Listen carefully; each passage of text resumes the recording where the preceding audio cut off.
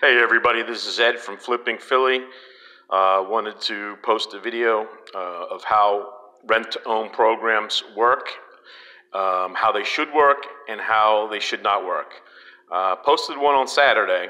I had seen some videos on YouTube and was a little bit dismayed and upset at some of the things that I saw. Saturday I posted a video, and apparently my wording was too strong, and apparently I hurt somebody's feelings as to the example of how not to do a rent-to-own. So they deleted my video, and I'm going to try to redo this. Apparently my wording was a little too harsh. So I'm going to post another video on how the rent-to-own program should work and a few other things so that you are aware of the benefits and also the pitfalls of going in that direction. Okay? Is it a good idea or a bad idea? It should not be a program that you take lightly and not do your research before you get involved. Because if you don't go through the buying process, which I'm going to explain in a few minutes, on the 3 steps you need to take in order to buy a home, you must understand those things first and address those things first before you even contemplate starting a rent-to-own program. And I will explain the buying process in a few minutes so that you can see the things that you need to take. Okay? I will give an example of the video that I complained about, and in that video, and if they delete this video that I'm posting again because I brought up this example, then I will repost one and I will take this information out. But this is direct from another YouTube real estate investor who gave an example of how his program works. He gave an example of a $250,000 sale price of a home that he had. He said that what he requires from the people that want to get involved in his rent-to-own program is a down payment of either 3% to 10%. I should say 3 to 10%. So if we take that example of the $250,000 house, we're looking at $7,500 to $25,000 to get into his program.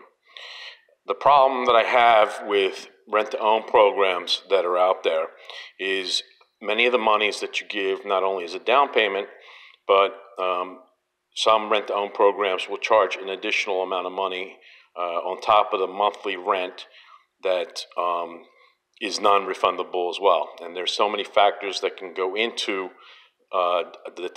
this type of deal falling apart, and I'll explain those things to you in a second. So, and also, from what I understand, I talked to some people who are familiar with this 3 to 10% down program, and they base it on your credit. So if your credit has issues, you are paying 10% down or $25,000. And then if your credit is good, or whatever they decide is good, you're paying 3% down, and then you pay monthly. In addition, this program is 12 to 24 months. I would tell you to stay away from these types of individuals that are asking you to do that, because there's so many things that can happen. I used the word scam before, which I will not use again because apparently I offended this gentleman who complained about my video, so I'm not going to refer to it as a scam. But the one situation is if you got bad credit and you're putting 10% down, his solution to those 10% down people who put the $25,000 up is he sends them the credit repair. And I've been doing this for a long time, and credit repair is something that is out there. You see the commercials on television. You can see 1,000 different videos on YouTube. There's books. There's thousands of pages of information you can find that can help you fix your credit. But a lot of the credit repair companies that are out there don't perform any other miracle than you can do yourself. But the one thing that I've got to warn people about is if you're putting $25,000 down on a house that's non-refundable, and you're in this program for 24 months, and you go into credit repair, and you've got 2 car repossessions, back child support, foreclosure, defaulted student loans, charged off credit cards, cell phone bills that are charged off, utility bills. This is something that you definitely need to be aware of, because no credit repair company can do anything that is magical to remove those items from your credit report. And if you're giving somebody $25,000 down and you're in a program for 12 to 24 months, let's assume that they are able to help you clean up some of your credit. But if the company doesn't do the job, and you're at a 500 when you start, and in 24 months you've paid this $25,000 down and paid extra money every month, and they don't fix your credit, you lose your money. And the companies that are out there that do the rent-to-own programs will tell you, they'll send you to a third-party credit repair company, and there's no guarantees that your credit will get fixed. And so at the end of the 24 months, you've paid your down payment, and you're paying an extra amount of money per month, and you tell the gentleman with the rent-to-own program, hey, I'm ready to go to settlement. They pull your credit, and if your credit scores don't go up, then guess what? You lose your money, because they admit it's non-refundable. So please be aware of this situation, and I'll get into credit in a few minutes as well. And I'm going to try to move this along a little bit quicker than my last rent-to-own video. Number one, you got to understand the buying process. Before, your objective is to own a home, and you've got to understand the 3 steps that you need to address in order to eventually purchase a home. Rent-to-own is an option that's available, but you've got to address the following things and make sure you have the following things straight before you get involved. And you should take care of these before getting, like I said, involved in a rent-to-own program for the following reasons, okay? Like I said, eventually you'll need to qualify for a loan. And if you're giving people money that's non-refundable down, and they're sending you to credit repair companies that sometimes, unfortunately, they have to perform miracles, and miracles don't happen when it comes to credit. Eventually, you're going to have to qualify for a loan. And what I'm going to do is explain the different financing options available. Number one, and most people go through, is FHA.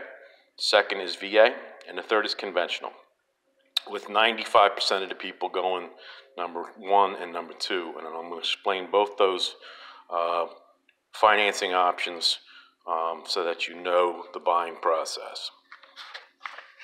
Number 1, eventually, like I said, you're going to have to get a mortgage. Any bank will look at income and work history. They take the average of the last 2 years. If you don't have the income to support the payment, you will not qualify for a loan. If you're in a rent-to-own program and 6 months down the road you lose your job, not only will you not be able to pay your monthly payment to the program, but you'll lose your deposit. Income and work history, that's the first thing, something that you can't get around. You have to show the bank eventually that, like I said, based on your income and debts, that you have the income to support the payment. And they take things into consideration like Social Security, pensions, etc. But talk to a lender, find out. It's better to sit down with a lender, your local bank, savings and loans, credit unions, and say, listen, I want to buy a house. Can you take a look at my stuff and tell me what I got to do? They'll be more than happy to sit down with you and explain the things you need to take care of, which you need to address. Number 2, credit. Work on your credit. Why do I say that? Because the bottom line is that I come across a lot of people who have had credit issues, and I'd rather say up front to a person, listen, you've got problems with your credit, and you need to address those problems first, because people with credit issues have to understand that when you get a mortgage, the biggest expense that you're going to have is your mortgage payment. Sorry about that alarm in the back. But anyway, your biggest expense is your mortgage payment. And if you had credit issues, you've got to look at the reasons why you have credit issues. Was your spending habits higher than your income? Did you lose a job? There's different things that go into credit, but you got to work on your credit first, because if you have bad credit and you're just trying to band-aid over your credit situation, getting into a monthly non-refundable rent-to-own program is going to be a problem. It's better to take that $25,000 down payment that you're making and pay off your credit, old charge-off accounts, credit card bills, things like that. Do some research. You can figure out how to do that yourself. But credit is something that you got to definitely take into consideration before you get involved in any of these programs. Number 3 is your down payment closing costs. I'm going to explain that to you so that you know all the numbers that are involved in order to purchase a home. Like I said, check with your lender, check with a mortgage person. They'll explain everything as well, and then you can see where you need to go. Okay. The first program, like I said, is FHA. I'm going to use an example because I have a project on 65th Street, which you can check out my YouTube channel and see a video of. That's on the market for $130,000. FHA requires a 3.5% down payment. 3.5% of $130,000 is $45.50. So that's your down payment. That does not include your closing costs, which I'm going to go over in a second. VA is no money down. You serve the country, get your eligibility certificate and your DD-214. You serve the country, you should definitely take advantage of it. They do have credit requirements as well. If you have bad credit, you cannot get a VA loan. Check with your lender also to see what the credit requirements are. But that, like I said, credit as well can prevent you from getting a VA loan, even if you have the documentation to support that you are a veteran. Second thing that you need to know in order to, as part of the buying process, is your closing costs. You have your down payment, like we said before, which is 3.5% if you're going through FHA. VA is 0% down, but then you have your closing cost. In Philadelphia, the approximate closing cost is 6% of the sale price. And your closing costs involve transfer tax, title insurance, fees to do the mortgage, things like that. Those are all part of the closing costs that are an additional amount of money that you have to come up with to buy a house. And like I said, in our example of 65th Street, which is on the market for $130,000, you need 6%, which is $7,800. So the total, if you go FHA, your 3.5% down is $45.50. Your closing costs are $7,800. So it's a total of $12,350 that you'll need in order to qualify to eventually, like I said, you're going to need to go either FHA or VA. So these are the numbers: $12,350. FHA. VA, you have your closing costs, which are approximately, like I said, $7,800.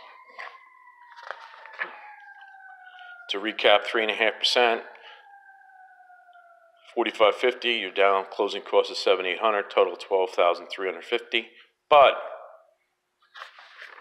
there's something called seller's assist, and I talk about this because it all works together in the buying process, and it's important for you to be aware.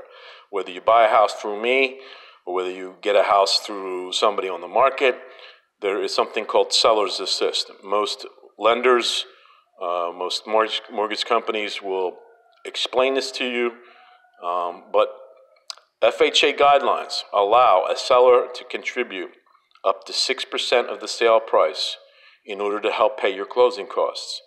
VA, the number right now is 4%. And like I said, check with your lender to make sure of all these numbers. So, to recap, if the sale price is $130,000, such as my 65th Street property, the seller's assist that I can contribute towards your closing is $7,800. VA is approximately $5,200. So, if I give you the 6% seller's assist, that will pretty much almost always cover most, if not all, of your closing costs. So that you only need, if you go FHA, the 3.5% down, or $4,550. And if you're a veteran, I have a number of $1,500, but in many situations, I've seen the lenders will pay for things such as your appraisal. They'll give you discounted fees, and you can get into a house with little to no money if you're a veteran. The rent-to-own program, in my opinion, should work like this. Okay, no 12 to 24 months, no huge down payments, no huge commitments. But I'll give you an example again. 65th Avenue, we have it quoted at $900 a month, rent-to-own. We ask for 2-month security plus the first month. 2-month security is $1,800. The first month, the rent for that would be $900. So the total you would need is approximately $2,700. We're pretty flexible. If you need some time, we can work with you. But that's what you would need, 2-month security plus the first month. Incidentally, the $900 a month that we quote you rent to own is calculated based on what your inevitable monthly mortgage payment will be. And that includes principal, interest, taxes, and insurance within a few dollars. So we're quoting $900 a month rent to own, and your eventual mortgage payment will be $900 a month, which is pretty good. So how it should work is we have the 2-month security, $1,800. That money's held in escrow with a title company. It's held by a third party, $1,800. That's credited towards your $4,550. If you remember, that's the 3.5% you need in order to go FHA. But that's $1,800 that's credited towards that. Plus also, we're giving you half the rent back towards the purchase of the property. So the first month, we got the $1,800 of security deposit, which is credited towards you buying. Then you're giving us $900 for the first month. We'll give you half that back, which is $450. So after the first month, you got $1,800 plus $450. You got $2,250, which is credited to you to purchase the house. And like I said before, remember, 3.5% is what you're required to go FHA, which was the $4,550. Now, the first month, if you give us $2,250, 2-month security plus the first half of the first month, that means you only need $2,300.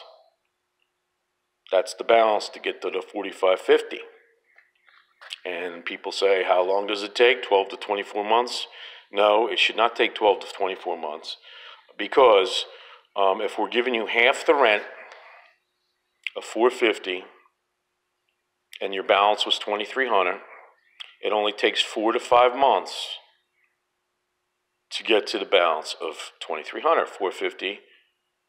$2,300 divided by $450 is 5 months. So in 5 months, you'll have the balance and the remaining amount of $2,250. 4 to 5 months, that's it. You can get a gift to help pay this $2,250. Some people around tax time come up with some extra money. But like I said, check with your lender, check with your credit union and your bank about exactly what you need in order to qualify and your down payment and all your numbers. But this is basically how the rent-to-own program should work. Do not get stuck into a long-term rent-to-own program, 12 to 24 months. You'll see a video that I posted about a gentleman who took advantage of some people in Philadelphia with the rent-to-own. You can check out that video. And the reason why you don't want to get involved in the long-term rent-to-own is what happens if the owner stops paying his mortgage. Let's say you're 17, 18 months into this deal and the owner loses their job and they stop paying the mortgage. Guess what? You're not the owner. You're a rent-to-owner. And if push comes to shove and they're telling you straight up front, you got $25,000 non-refundable deposit, and you're paying extra money every month, and then you get a notice on the door saying that the house is going to sheriff's sale, you're going to have a problem. 12 to 24 months